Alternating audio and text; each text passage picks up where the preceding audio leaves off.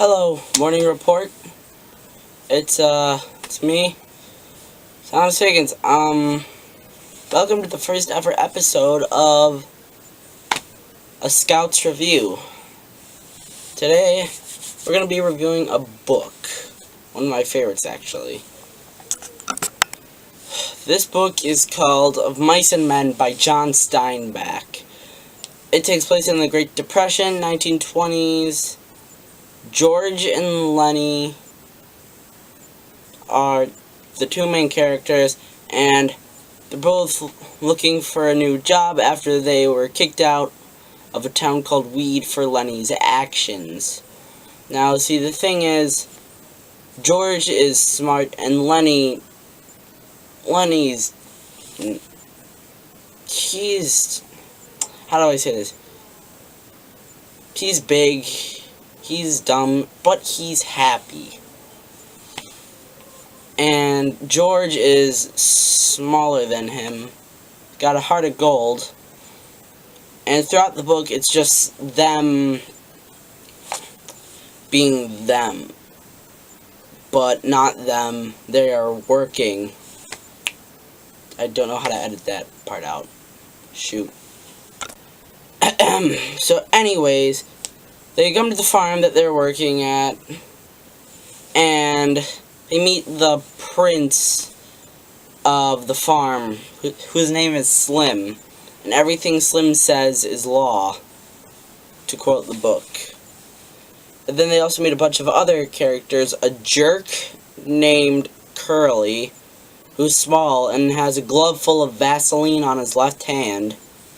That'll become important later in the story. There's Crooks, who I really hated the intro for, because he just made Lenny extremely mad. And then there's Candy, Lenny and George's old man friend. And finally there's Curly's wife, who had big dreams, but ended up getting stuck with Curly. Kind of a terrible fate, if you ask me. Candy soon befriends both George and Lenny, and they start working very, very hard for an entire month just so that they can save up and buy a farm and, to quote Lenny, live off the fat of the land. But this is put to a halt by Curly's wife. And the fact that Lenny's so strong, because he's giant, he can kill things, but he doesn't mean to. Anyways, back to the story. Curly's wife one day catches Lenny alone. Another perfect storm out of just many. Curly's wife catches him alone. They have a talk, and she lets Lenny stroke his hair. And then she starts panicking, and Lenny kind of does her in. And so, in the previous part of the book, George tells Lenny to meet him by the river, where they were the night before. And so he goes there. This is my least favorite part of the book. Lenny starts having hallucinations while waiting for George. By this point, Curly and everyone else finds out that Curly's wife has been killed, and Curly wants Lenny dead.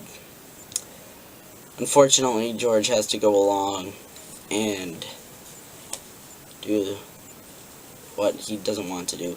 But back to Lenny. Lenny's having hallucinations about a rabbit and his Aunt Clara, both in the sort of PTSD sort of way, both tormenting him because in his mind he can't do anything right. George then arrives. When George arrives, Lenny wants him to get mad at him, but George does for a little while, begrudgingly, but then stops. He then tells Lenny to turn around and just look at the river while George gets something ready. George then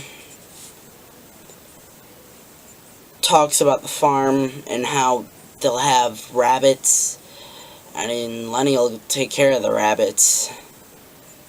But then George does something that prevents that from happening. I will not say what, as I am bound by school rules.